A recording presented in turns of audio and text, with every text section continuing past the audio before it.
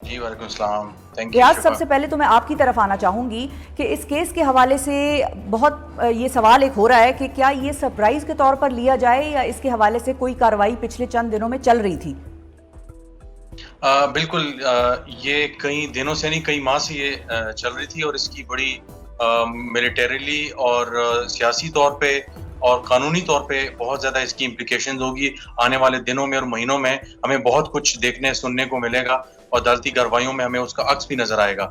تو یہ تقریباً پچھلے 6 سے 8 ماہ سے یہ معاملہ چل رہا تھا. فیض حمید صاحب انڈر واچ تھے, بڑی سخت سکروٹنی ان کی جا رہی تھی بہت سے حوالوں سے.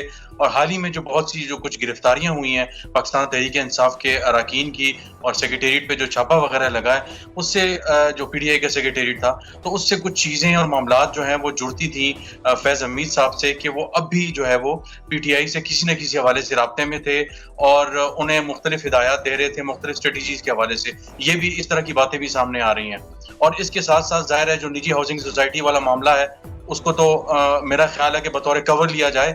اصل دوسرے معاملات ہیں اور اگر ہم دیکھیں تو جو پریس ریلیز ہے اس کے آخری جو حصہ ہے وہ بڑا اہم ہے کہ جس میں کہا کہ ریٹائرمنٹ کے بعد والے جو معاملات ہیں اس میں وائلیشنز پائی جاتی ہیں. تو اس میں جو سیاسی مداخلت کے معاملات ہیں, پھر دوسرے کئی ایسے معاملات ہیں جس میں ان کو دیکھا جا رہا ہے کہ شاید عمران خان کے حوالے سے سابق جو وزیر اعظم ہیں, یعنی کہ اگر میں آپ کی بات صحیح سمجھی ہوں ریاض, تو پوسٹ ریٹائرمنٹ رول جو ہیں ان کی وائلیشن میں سیاسی جو سرگرمیاں ہیں وہ بھی آتی ہیں جو کہ ایک فوجی افسر کو ریٹائرمنٹ کے بعد انیشیلی اوائڈ کرنی ہوتی ہیں. ایسا ہی ہے؟ بالکل ایسے ہی اوائڈ کرنی ہوتی ہے, نہ سیاسی جماعت جوائن کرنی ہوتی ہے, نہ مداخلت کرنی ہوتی ہے, نہ بیان بازی کرنی ہوتی ہے. تو اس حوالے سے ایک تگڑا کیس جو ہے کہا یہ جا رہا ہے کہ تیار کر لیا گیا ہے اور باقاعدہ طور پہ جو ہے وہ سیاسی معاملات سے اور جو ہے وہ چیزوں سے اس کو جو ہے اٹیچ کیا جائے گا. اور یہ گرفتاری جو ہے وہ کہا یہ جا رہا ہے کہ چند دن پہلے ہو گئی تھی اور تھوڑا سا واٹر کو ٹیسٹ کیا جا رہا تھا کہ دائیں بائیں بات کہیں لیک تو نہیں ہوتی. یعنی کہ یہ گرفتاری آج نہیں ہوئی؟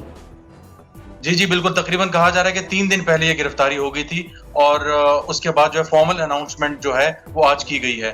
اور لیکن اس کے ساتھ ساتھ جو اہم گرفتاری ہے جو معاملات ہیں وہ ذرا ان کے جو بھائی تھے نجف حمید جو تحصیلدار بھی تھے, نائب تحصیلدار تھے لطیفال میں اور چکوال کے, ان کے آبائی علاقے میں مختلف حوالوں سے ان کا نام بھی آتا رہا ماضی میں اور ہائی کورٹ وغیرہ میں ان کے کیسز بھی تھے, انہوں نے بیل لی ہوئی ہے.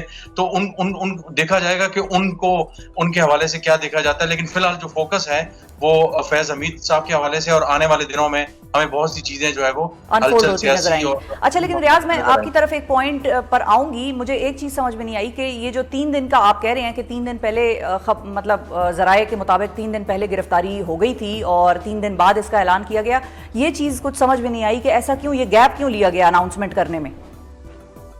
اصل میں معاملہ یہ ہوتا ہے کہ جب ملٹری اس طرح کے حوالوں سے ان کی اسٹریٹجی اور آرمی کا ایک انداز ہوتا ہے کہ اچانک جو ہے وہ ہر چیز کا بڑا وہ جو ہے وہ اناؤنسمنٹ نہیں کرتے, تو چیزوں کو نوک پلک سوار کے اور چیزوں کی جو ہے امپلیکیشنز اور ہر تمام چیزوں کو دیکھتے ہوئے اس کے بعد جو ہے وہ فارمل جو ہے وہ اناؤنسمنٹ کی جاتی ہے.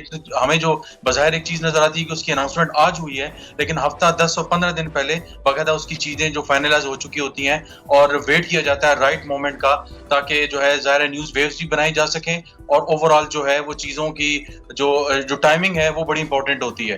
تو اس لیے 3-4 دن پہلے جب ان کی اریسٹ ہوئی تھی تو اس کے بعد دیکھا جا رہا تھا کہ سیاسی معاملات اور دوسرے جو معاملات ہیں, پھر پرائم منسٹر صاحب کو بھی کہا یہ جا رہا ہے کہ ان کے علم میں بھی یہ بات موجود تھی. تو یہ ساری چیزیں ظاہر ہے, اور ہم نے دیکھا کہ سابق وزیر اعظم جو مسلم لیگ نواز کے ہیں ان کا بھی ایک عرصے سے یہ جو ہے وہ ایک نعرہ تھا, ایک دعویٰ تھا اور ظاہر الزام بھی تھا کہ وہ متاثرہ پارٹی تھے, تو ان کا یہ کہنا تھا کہ جی ان کا کچھ ہونا چاہیے اس طرح کے معاملات. تو کہا یہ جا رہا ہے کہ باقاعدہ طور پہ وزیر اعظم صاحب جو ہیں وہ بھی یہ معاملہ ان کے بھی نوٹس میں لایا گیا تھا اور اب فارمل جو ہے وہ اناؤنسمنٹ کر دی گئی ہے. ٹھیک ہے جی, ہمارے ساتھ ہی رہیے گا ریاض. میں ذرا احمد پنسوٹا صاحب کی طرف جانا چاہوں گی.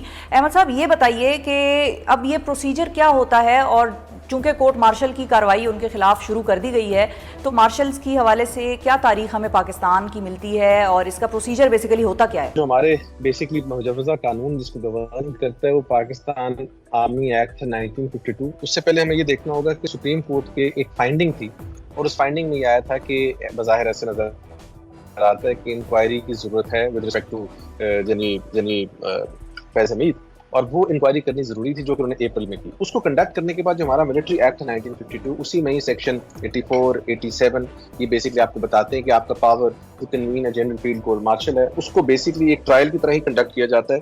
ان کے سامنے ایک تو it should not be presided by less than 3 officers, وہ 3 آفیسرز ان کے سامنے ان کی چارج شیٹ پڑھتے ہیں.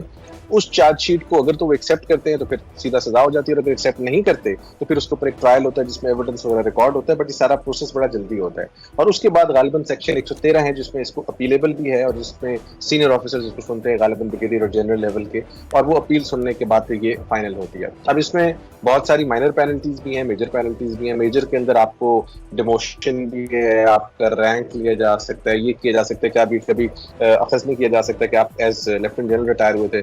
پھر مائنر پنشمنٹس ہیں جس میں آپ کو ریپریمانڈ ہے, آپ کو سینشور ہے, یا کس قسم کی چیزیں ہیں. بٹ یہ depending on the gravity of the offence وہ دیکھا جائے گا کہ وہاں پر ان سے مراد واپس لینی ہے نہیں لینی ہے, کیسی ٹائپ کی باتیں وہ ساری اس میں شامل ہوتی ہیں انڈر دا ملٹری ایکٹ 1952.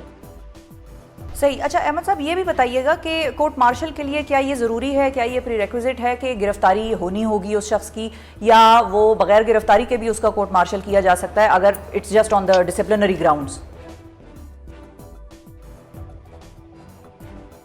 یہ کہ ایک تو جو گراؤنڈز الیج کیے جا رہے ہیں وہ میئرلی ڈسپلنری گراؤنڈز نہیں ہیں, وہ بیسکلی بڑا سیریس مس کنڈکٹ ہے under at least to the extent of allegation. دو ہے نا, دو ایکچولی دو وہ ہیں, دو ٹائپ بیسیکلی اس کے دو پارٹس ہیں اس سارے کیس کے. ایک ہے جی پوسٹ ریٹائرمنٹ رولز وائلیشن, جس میں کہ ہمیں ریاض نے ابھی بتایا کہ اس میں تو سیاسی مداخلت یا سیاسی سرگرمیوں میں پارٹ لینا یا کسی سیاسی جماعت کے ساتھ رابطے قائم کرنا اور ان کو مشورے دینا اور ایڈوائز کرنا, اس طرح کی چیزیں شامل ہیں. اور دوسرا ایک جو نجی ہماری ہاؤسنگ سوسائٹی ہے جس کے حوالے سے کہ بیسیکلی شکایت آئی تھی اور پھر اس شکایت پر کمیٹی بنائی گئی اور اس کو پھر پرسو کیا گیا.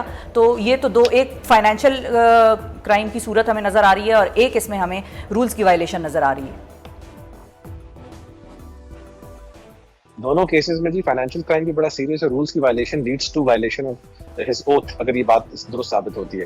تو دونوں کیسز میں the nature of the offense is very serious. تو اس پوائنٹ آف ویو سے اگر دیکھا جائے تو میرا خیال وہ تحویل میں لینا ان کے پوائنٹ آف ویو سے زیادہ مناسب سمجھے. ویسے بھی اگر if somebody wants to face it, کیونکہ جس طرح ہم اپنے نارمل روٹین میں دیکھتے ہیں کہ ملزم کو آپ گرفتار کریں یا نہ کریں, وہ ڈیپینڈ کرتا ہے کہ اس ایجنسی کا جس نے اس کو پروسیکیوٹ کرنا ہے. اور یہاں پر of course under the military act جو آپ کی ایجنسی ہے رسپانسبل پاکستان ملٹری نے ان کو پروسیکیوٹ کرنا ہے, تو اگر ان کی دانش میں یہ چیز ہے that they want to arrest him, then of course he'll be arrested, اور arrest کر کے سارے کا سارا کیا جائے گا.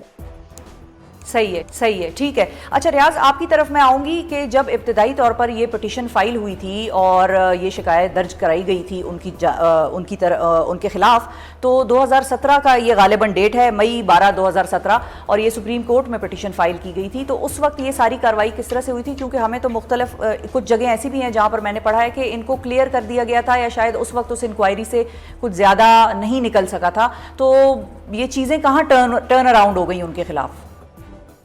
اصل میں یہ واقعہ ہے 12 مئی 2017 کا. جو نجی ہاؤسنگ سوسائٹی کے جو مالک ہیں گورنر معیز, انہوں نے اپنی جو استدعا تھی اس میں انہوں نے یہ لکھا کہ جو ہے ISI کے اہلکار تھے اور وہ باقاعدہ طور پہ فیض حمید صاحب کے کہنے پہ جو ہے انہوں نے چھاپا مارا.